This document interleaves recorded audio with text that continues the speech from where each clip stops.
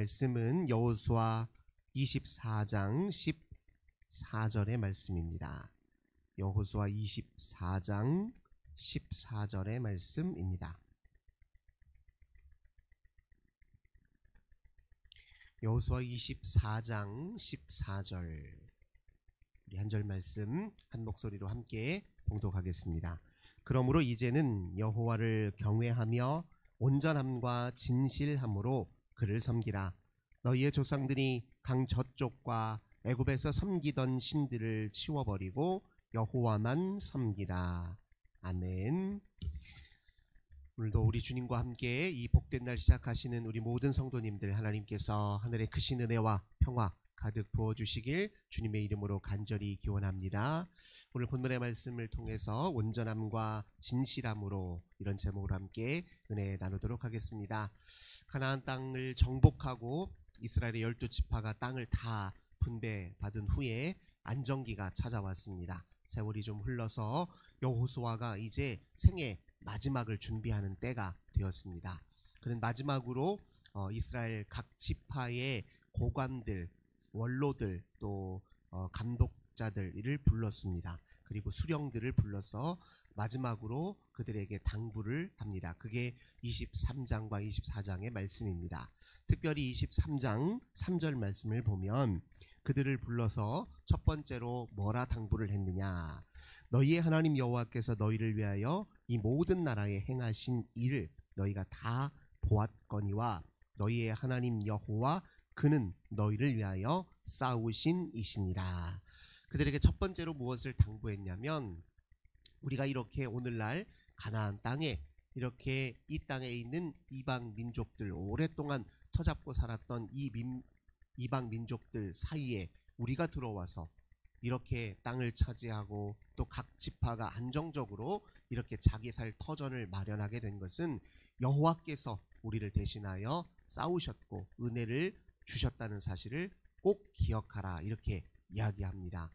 즉, 이 모든 것이 하나님의 은혜의 역사요, 하나님의 약속의 성취다라는 사실을 앞으로도 기억할 것이고, 그리고 너희 후손들에게도 대대로 이 일을 기억하도록 그렇게 가르치고 또 마음속에 새겨줘야 할 것이다, 이렇게 당부를 하고 있습니다.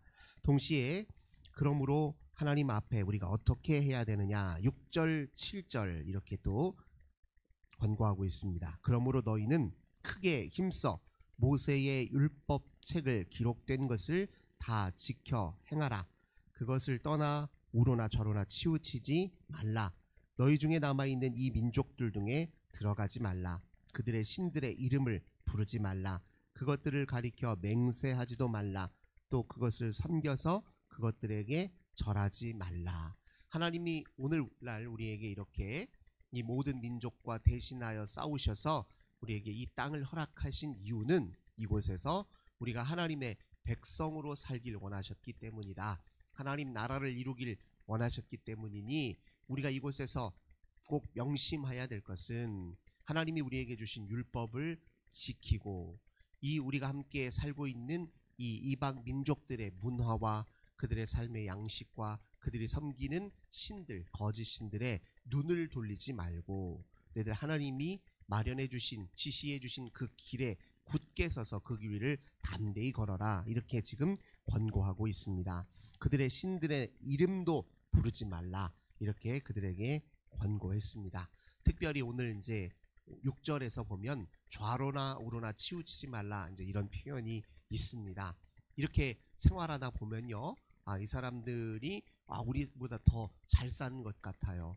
저 사람들은 어떻게 저렇게 잘 살게 되었을까? 농사를 어떻게 더 저렇게 잘 짓지? 비결이 뭘까?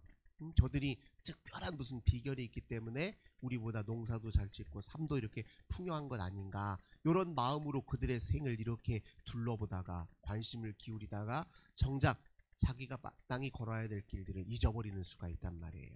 그래서 주변 사람의 삶과 내 삶을 비교하는 일을 주의하라, 이런 뜻이에요. 사실 우리 현대인들의 불행 중에 하나는 무엇이냐면 끊임없이 남과 비교하는 거예요. 남의 인생과 내 인생을 자꾸 비교해서 스스로 자기 인생이 이렇게 초라한가, 그런 마음을 갖습니다. 근데 중요한 것은 하나님의 시선을 갖는 것이죠. 하나님 앞에 우리가 어떤 존재인지가 더 중요하거든요. 남과 내 인생을 비교하는 것보다 하나님 앞에 내 인생이 어떠한지를 늘 살피는 게 제일 중요합니다. 누구나 다 자기 몫의 삶이 있고요. 또 하나님이 우리 각자의 인생에 하나님이 우리 인생을 이끌어 가시는 하나님의 계획과 섭리가 다 있는 법입니다. 하나님께 초점을 잘 맞추는 분들은요, 사실 남과 비교해서 괴로움을 겪는 것이 아니라 늘 자기 인생 속에 깃들어져 있는 하나님의 놀라운 은혜에 늘 감사하며 살게 될 것입니다. 그래서 좌로나 우로나 치우치지 않는 것이 참 중요합니다. 이제 참 우리 현명한 사람들은요, 우리가 차라리 남과 비교하기보다는 자기 과거와 비교하는 게 나아요. 내가 5년 전에 비해서 10년 전에 비해서 지금은 내 생활이 어떠한가를 살펴보는 것이 오히려 자기 인생에는 더 건강한 일이라는 사실을 우리가 꼭 기억해야 될 것입니다. 남과 비교할 때요, 우리가 겉모습만 보잖아요. 그 사람이 사실은 그들 내면 깊은 곳에 어떤 고뇌와 어려움이 있는지 모르잖아요. 막상 우리가 그들과 똑같은 환경과 조건을 갖게 되면 우리는 마냥 행복한 것처럼 생각하는데 그들 조건과 환경 속에서 또 겪어내야 될 고뇌와 괴로움이 있는 법입니다. 세상 사람 다 누구나 겉으로 보기에는 잘 사는 것처럼 보이지만 내막을 들여다보면 저마다 겪는 영적 괴로움이 있습니다. 우리 모두는 이 오염된 세상, 타락한 세상에 살고 있고 또 죄라고 하는 치명적인 병을 앓고 있잖아요. 그러니까 겉모습과는 달리 저마다의 다 괴로움의 몫이 있는 법입니다. 그래서 하나님 앞에 어떤 존재인지를 끊임없이 성찰하는 것이 남과 비교하는 것보다, 주변을 이렇게 기웃기웃하는 것보다 훨씬 영적으로 유익하다는 사실을 우리가 기억해야 될 것입니다. 하나님만 온전히 섬기며 주의 길에 굳게 서는 자들을 하나님께서 그 인생을 당연히 책임지시죠.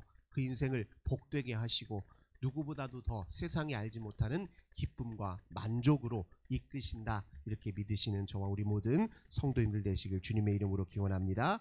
그리고 또 11절 12절 건너뛰어서 이렇게 얘기합니다. 그러므로 스스로 조심하여 너희의 하나님 여호와를 사랑하라.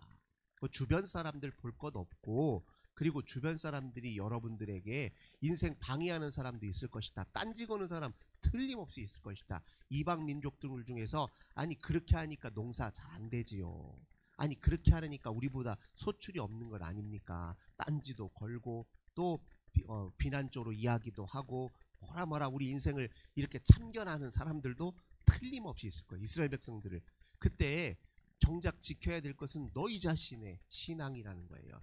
너희가 하나님을 스스로 조심해서 너희 하나님을 사랑하는 일에 힘써 행한다면 주변 사람들이 뭐라 하든, 주변 사람들이 내 인생에 대해서 이러쿵저러쿵 하는 말을 귀담아 들을 필요가 전혀 없다는 거예요.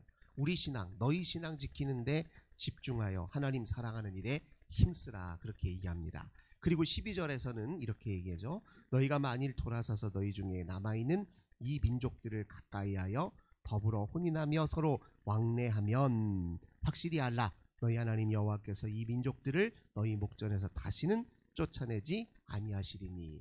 이방 민족들과 혼인을 주의하라고 얘기합니다. 왜냐하면 이제 이 혼인이라고 하는 것은 사실은 결혼하는 배우자의 섬겼던 신, 그의 이제 종교를 그대로 자기 생활 세계 속에 또 자기 가정에 그대로 들여놓는 위험성을 안고 있기 때문에, 그래서 결혼을 주의하라는 말을 합니다. 이 말을 달리 바꿔서 얘기하자면 너희들은 영적으로 하나님과 결혼한 사람이다.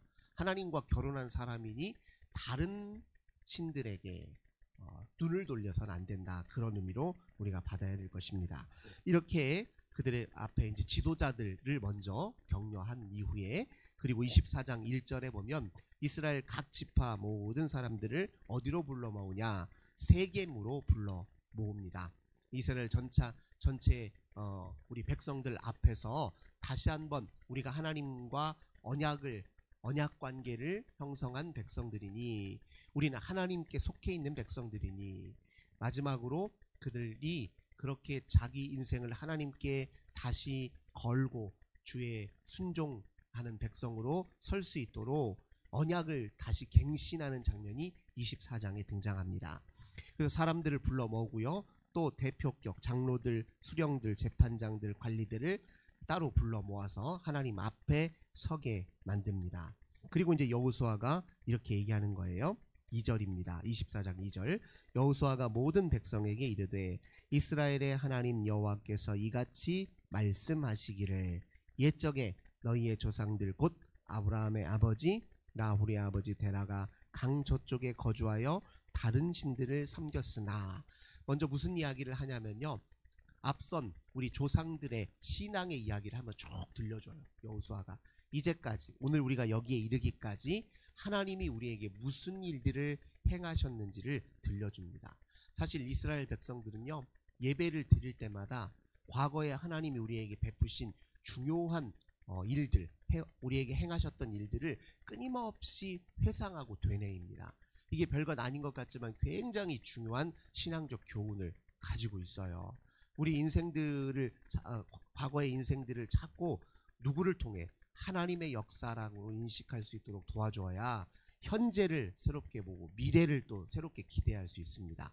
지금까지 인도하신 하나님이 지금도 우리 아버지시고 앞으로도 여전히 우리의 창조주 아버지이시니, 우리들이 과거에 주신 하나님의 은혜에 잇대어 오늘을 살고 또 미래를 기대하자, 이런 의미에서 끊임없이 과거 하나님의 행적들을 이렇게 되짚어보고 늘 끊임없이 회자합니다. 이걸 찬송으로도 만들고 이것을 이야기로 끊임없이 다음 세대들에게 전수했습니다. 여호수아도 지금 그런 역할을 합니다. 그리고 오늘 우리가 읽었던 본문에서 마지막으로 이렇게 요청합니다. 그러므로 이제는 여호와를 경외하며 온전함과 진실함으로 그를 섬기라, 이렇게 얘기합니다. 하나님의 은혜의 역사를 쭉 환기시킨 다음에 하나님을 경외하는 삶에 충실할 것을, 온전함과 진실함으로 그를 섬길 것을 이야기합니다. 여기에서 이제 경외는 우리가 이제 하나님을 늘 의식하며 하나님을 두려워하며 사는 걸 의미하고, 온전하다라는 말은, 온전하게 섬긴다는 말은 뭐냐면, 우리가 이스라엘 6장 4절의 말씀처럼 마음과 뜻과 힘을 다해 여호와를 섬기라는 뜻이에요. 우리에게 있는 모든 걸 동원하여 여호와 하나님을 섬기라는 뜻입니다. 지성적으로도 하나님을 섬길 수 있어야 돼요.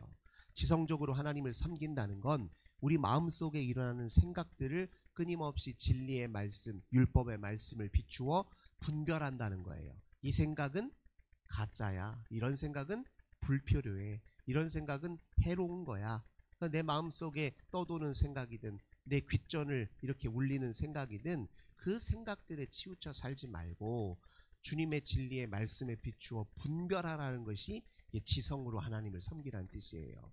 또 이 지성으로 하나님을 섬길 수 있어야 이 세월이 흐르면서 문화도 바뀌고요, 생활의 양식도 조금씩 바뀝니다. 과학기술이 발전한다는 건 사람들의 삶을 아주 급격하게 변화시켜요. 스마트폰이 만들어진 이후의 세계와 스마트폰이 없던 세계는 천양지차예요. 그렇죠? 앞으로는 또 AI라고 해서 인간의 지능보다 더 뛰어난 컴퓨터 지능이 지금 인간의 다양한 영역에 침투해서요, 이제 일자리도 많이 줄어든다고 하잖아요. AI 시대, 또 최첨단 로봇의 시대입니다. 그것이 우리 일상에 보다 가까이 다가오면 또 삶의 양식이 달라집니다. 이렇게 역사가 달라지면 문화도 달라지고, 그리고 삶의 사람들의 양식이 달라져요. 그리고 그들의 욕망의 체계도 조금씩 달라집니다. 그럼에도 불구하고 영원히 변하지 않는 건 뭐예요? 하나님의 말씀입니다. 그죠? 꽃은 시들고 풀은 마르나 우리 하나님의 말씀은 영원한 것입니다.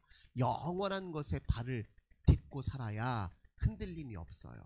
세월의 흐름에 우리가 중심을 잃어버려서 이렇게 세상에 적응하지 못하고 또는 세상에서 도태되어 괴로움을 겪지 않으려면 중심을 바로잡아야 되는데, 그건 영원한 말씀에 비추어서 우리의 삶을 돌아보는 일이에요. 아무리 세월이 흐르고 역사가 바뀌고 문화가 달라져도요, 반드시 우리 인간의 삶에는 모두가 지켜야 될 근본적인 삶의 원리라는 게 있습니다. 사람이 아무리 세월이 흘러도 변하지 않는 본성이라는 게 있잖아요. 아무리 세월이 흘러도 자연 법칙은 여전히 그대로지 않습니까? 그러니 우리가 온전하게 주님을 섬기려면 그 모든 걸 분별하는 우리 지성을 잘 활용해야 됩니다. 그리고 세월마다 하나님의 진리가 역시 참 진리라는 것을 변증하는 그런 일에도 힘써야 됩니다. 우리 다음 세대들이요, 특별히 변화하는 세대 속에서 믿음을 잃어버리기가 참 쉽습니다. 그래서 설득하는 신앙도 필요해요. 왜 하나님 신앙이 중요한지, 오늘 이 시대에도 왜 그게 중요한지를 우리 다음 세대들에게 잘 전수할 책임이 또 우리에게 있는 것입니다. 그리고 또 온전함으로 마음을 다해서, 뜻을 다해서, 지성뿐만 아니라 뜻을 다한다는 것, 우리가 계획하고 또 의도하는 모든 것, 우리가 바라고 추구하는 모든 것들이 다 여호와 하나님의 마음과 이렇게 합치돼야 된다는 뜻이에요. 그리고 힘을 다하여 힘써서 행동하는 모든 것들이 하나님 보시기에 의로운 것들이어야 된다. 이렇게 우리 삶에서 우리가 하는 모든 생활과 하나님 섬김이 서로 연결되어야 한다. 이것을 온전함으로 하나님을 섬기라, 그런 뜻입니다. 그럼 진실함으로 하나님을 섬기라는 뜻은 무엇입니까? 진실함은 완벽함과는 달라요. 우리가 하다 보면 실수도 있고 우여곡절도 겪고 곁길로 가기도 합니다. 그러나 진실하면 어떻게 되죠? 잘못된 길로 가면 곧장 길을 바로 서도록 우리 자신을 회개하고 주 앞에 바로 선다는 거예요. 진실한 마음이라고 하는 건 정직한 눈을 뜻해요. 완벽함이 아닙니다. 하나님 앞에 즉시 하나님, 솔직히 제가 이번에 실수했네요. 하나님 앞에 잠깐 잊어버리고 나도 모르게 또 옛날 삶으로, 나의 옛 습관으로 되돌아갔네요. 이걸 제깍제깍 알아차리고 진실하게 자기 자신을 직면해서 하나님 앞에 토로하며 겸손하게 주님을 더욱 의지하며 성령을 더욱더 기다리고 의지하는 삶이 바로 진실함으로 섬김을, 하나님을 섬기는 길이다. 우리가 이렇게 이해해야 될 것입니다. 그리고 그런 마음 자세로 여호와만 섬기는 것을 오늘 또 이렇게 15절 16절에서 이런 표현으로서 하고 있어요. 만일 여호와를 섬기는 것이 너희에게 좋지 않게 보이거든 너희 조상들이 강 저쪽에서 섬기던 신들이든지 또는 너희가 거주하는 땅에 있는 아모리 족속의 신들이든지 너희가 섬길 자를 오늘 택하라. 오직 나와 내 집은 여호와를 섬기겠노라 하니 백성이 이르되, 대답하여 이르되 우리가 결단코 여호와를 버리고 다른 신들을 섬기기를 하지 아니하오리니. 자, 끊임없이 우리 인생에는 선택의 순간들이 온다는 거예요. 그 모든 선택이 여호와를, 궁극적으로 여호와를 선택하는 길이 되도록 너희 정신을 온전히 깨어 주님께 주파수를 맞추고 살아야 된다. 다른 신들이 좋아 보이면 그 신들에 네가 택해도 상관없다. 하나님은 우리에게 하나님을 택할 것인지 하나님을 부정할 것인지 선택할 수 있는 자유도 우리에게 주셨다. 그러나 너희가 하나님을 선택하도록 지음받은 존재임을 잊지 않는다면 정신을 바짝 차려 우리의 인생의 모든 선택이 결국 하나님이 되도록 마음을 단단히 먹어라, 이런 취지에서 여호수아가 마지막으로 격려합니다. 온전함과 진실함으로 여호와를 섬긴다는 건 우리 인생의 끊임없는 선택의 순간에 하나님을 선택하는 일에 충실한다. 또 우리가 그렇게 이해하고 받아들일 수 있을 것입니다. 오늘 하루의 삶도 우리 하나님을 끊임없이 선택하고 온전함과 진실함으로 여호와를 섬기는 복된 날 되시기를 우리 주님의 이름으로 간절히 기원합니다. 참 좋으신 주님 감사드립니다. 여호수아가 이스라엘 백성들에게 마지막으로 당부하였던 말씀을 우리도 가슴에 새깁니다.